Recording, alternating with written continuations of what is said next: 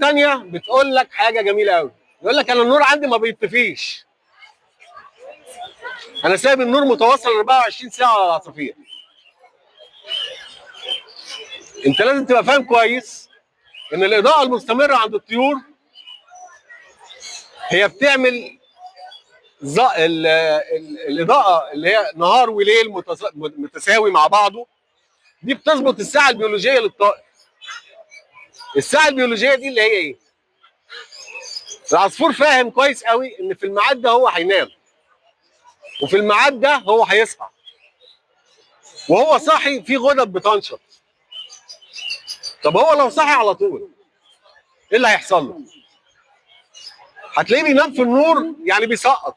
عارف اللي بيبقى مطبق في الشغل يومين ورا بعض ونفسه يروح يترمي في السرير بس مش قادر، ليه؟ المدير جاي هيعلقه، فهو قاعد نفسه يروح بس مش قادر، نفسه ينام بس مش قادر. الساعه البيولوجيه لما تلاقيه يروح البيت بقى يروح عامل ايه؟ ممكن ينام له 24 ساعه كامله. في ناس بتنام 48 ساعه كامله، يقول لك ما حدش صحيني انا هصحى لوحدي. سايب النور كامل. احنا نسحب رقم على الكيس ده، الكيس ده ابو عمر، الكيس ده نسحب رقم. طب نسحب رقم، معلش نقطع المحاضره ونسحب رقم بس. 62. تعال ماشي، خليها معاك حبيبي. هنلاحظ حاجه في الناس اللي سايبه النور 24 ساعه. عارف بتلاقي ايه؟ المفروض ان النتايه لما تيجي تبيض في الفجر مع طلوع النهار، هتيجي تلاقي النتايه دي بتبيض. لو النتايه بتبيض كل يوم ممكن تبيض لك يوم بعد يوم، ولو النتايه بتبيض يوم بعد يوم تلاقيها ممكن تبيض كل يوم، وممكن تبيض كل 3 ايام، وممكن تبيض بيضه العصر وتبيض بيضه الفجر. الساعه البيولوجيه اللي عندها خربت، لان النظام الجسماني اللي عندها اللي ماشي بالغريزه اللي ربنا خالقها حصل فيه خلل، فالحاله الفسيولوجيه اللي المفروض تبقى ماشيه عليها باظت.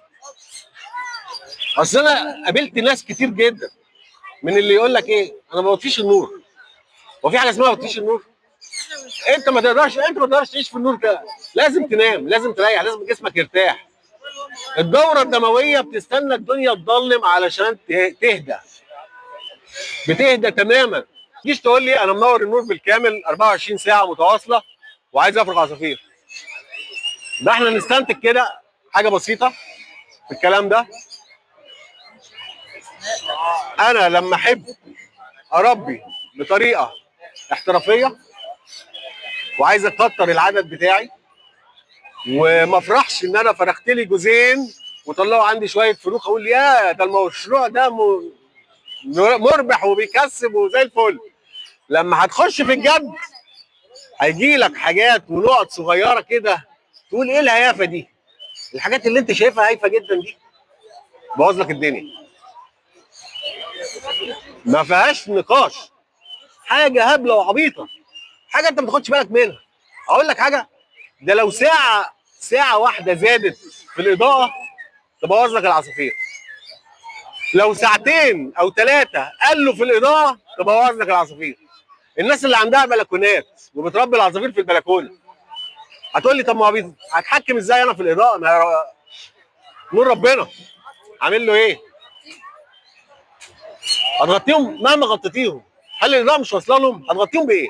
ايه الحاجه اللي هتغطيهم بيها اللي تقفل لك الاضاءه بالكامل؟ استحاله، لا يمكن الاضاءه تتقفل. يبقى اللي هيحصل ايه في البلكونه؟ هنيجي نلاقي العصافير في وقت الصيف بتخش القرش لوحدها وبتغير ريشها وبتجدد جسمها وبتظبط نفسها.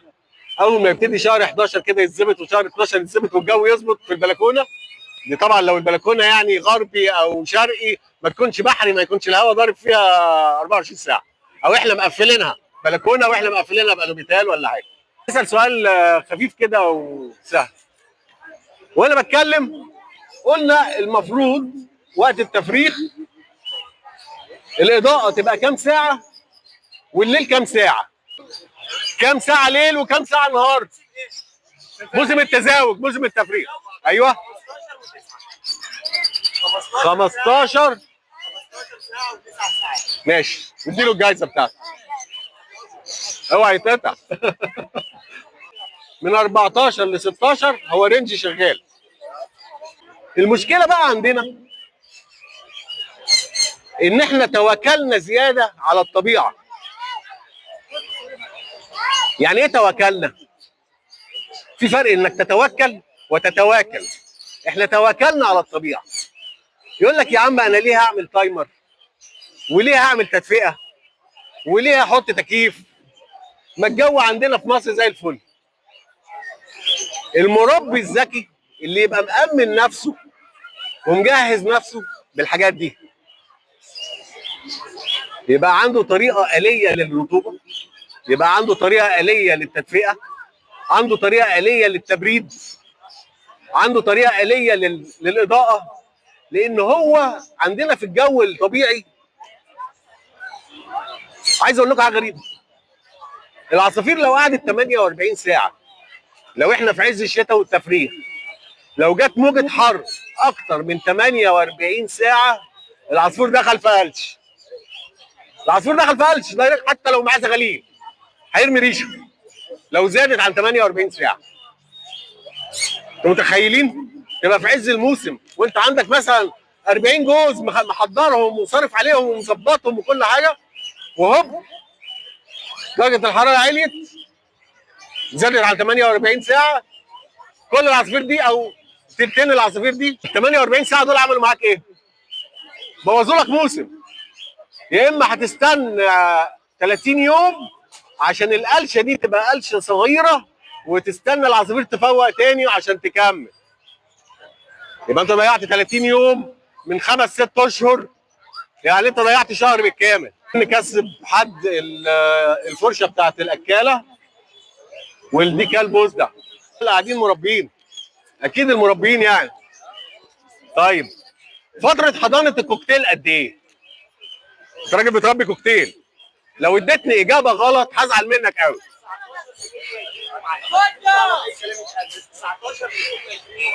تكسب.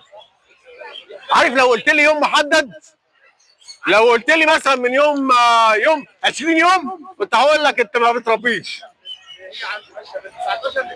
اغلب الايام عندنا 21 وممكن تفقس في 18 وممكن تفقس في 24 يوم. عصفور الكوكتيل البيضه بتتسوي تحتيه حسب مزاجه، حسب ما هو بيرقد عليها، مش حسب المده بتاعتها. تحت حمام كمان، الله ينور عليك، انت حاجه زي الفل. ده له انا ان احنا ما نسيبش الموضوع حسب الجو الطبيعي، لان الجو الطبيعي ده ممكن يقلب عليك في اي لحظه، انت ما تضمنش، محدش ضامن. يبقى احنا لازم في تربيتنا وفي جيتنا نبقى مأمنين نفسنا. أأمن نفسي ازاي؟ دلوقتي احنا بنروح نشتري جزء العصافير ب 10,000 وب 20,000 وب 15,000 بارقام ما شاء الله عليها، يعني حاجه زي الفل. ايه المشكله لما اضحي بثمن جزء عصافير واروح مركب تكييف سخن وساقع؟ والله الجو حرر اديني بشغله تبريد، الجو برد اديني بشغله تدفئه. طبعا مع طريقه تركيب معينه، لان انت لما بتركب تكييف عند العصافير ليه طريقه تركيب معينه، الهواء ما بيضربش في العصافير كده، هو بيضرب في السقف ما بيضربش في العصافير. بس احنا مش هنخوض الموضوع ده يعني. يا اما تروح تجيب لك دفايه، جهاز رطوبه، الكلام ده كله على فكره بكلام فاضي، مش هيبقى في الاخر مش هيجازي جزء عصافير من اللي انت بتدفعه. ايه جهاز رطوبه ب 1000 جنيه وتقدر تقيس بيه، الجهاز نفسه بيعمل لك رذاذ ميه، بيعمل لك رطوبه في المكان فتقدر تظبط الرطوبه. خدوا بالكم الرطوبه دي ساعات الجو يبقى حر، لو كمل 3 4 ايام النتايه مخها ضعيف وما جهزتش نفسها ان الميه الجديده لما تتحط لها تخش هي تستحمى في الميه. خدوا بالكم من الحته دي قوي. العصافير الكبيره زي الكوكتيل والبركاديلو والاسترالي في ناس بتستعمل لهم المسقه، ما ينفعش تستعمل له مسقه. العصافير دي عايزه اكاله ميه مفتوحه زي الفخار كده، طبق فخار تحط له فيه ميه والميه تتغير كل يوم. ليه؟ العصفور ده وقت التفريخ محتاج انه يبل ريشه عشان يخش يبل البيض. لو حضرتك حطيت له المسقه بتاعت الميه مش هيعرف لا يبل ريشه، هو كبير ويشرب منها، ولا هيعرف يبل ريشه، ولا هيعرف يعمل حاجه. انما الطاجن الفخار بيساعده ان هو يخش يستحمى ويبل ريشه وينقل الرطوبه اللي هو خدها من الميه دي للبيض اللي محطوط جوه. لو ما لقاش الموضوع ده، عارفين ايه اللي هيحصل؟ البيض بيكبس، خلاص الزغلول مات جوه لان الرطوبه قلت. الرطوبه وصلت 20 ولا 25 قلت، خلاص الزغلول ده مات. لان لا الام ولا المكان قدر يساعده بالرطوبه. هيعمل ايه يعني؟ هيموت.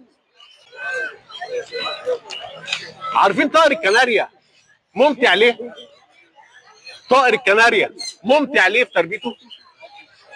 علشان كل حاجه انت بتعملها بتشوف نتيجتها في ساعتها. اي حاجه عايز تعرفها عايز تعملها بتلاقي النتائج سريعه، مش بتستنى بقى ويا ترى عمل يا ترى ما عملش.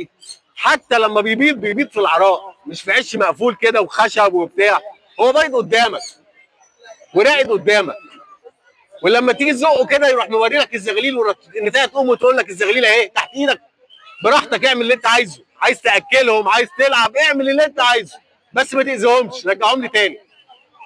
عصفور جميل، عصفور مريح نفسيا، عشان كده احنا بنحبه. السحب على سؤال على الجايزه دي. تحضين الكناري على البيض بياخد كام يوم؟ ما تقولش، شاور بس. 19. خليك على جنب بقى، اقول عايز رقم محدد، ده مش كوكتيل. كم؟ برافو عليك، اديله 54. 54. 54. ولا سألنا؟ لا ده من غير سؤال، ده سحب كده. اللي جاي على سؤال. ها ماشي. فاحنا لازم كمربين نخلي بالنا ان احنا ما نعملش صدمه ضوئيه للعصافير، ما نعملش صدمه صوتيه للعصافير، ما نعملش حركه فجائيه للعصافير. ما ينفعش ابقى انا مربي قطه في البيت والقطه دي غيتها انها تلعب مع العصافير وانا اقعد اضحك، ايه ده؟ دي طلعت وقفت فوق القفص، دي بتحاول تخربش مش عارف ايه. دي مش حاجه تبسطك. انت لو عندك قطه وعصافير في مكان واحد لازم تفصل عنهم.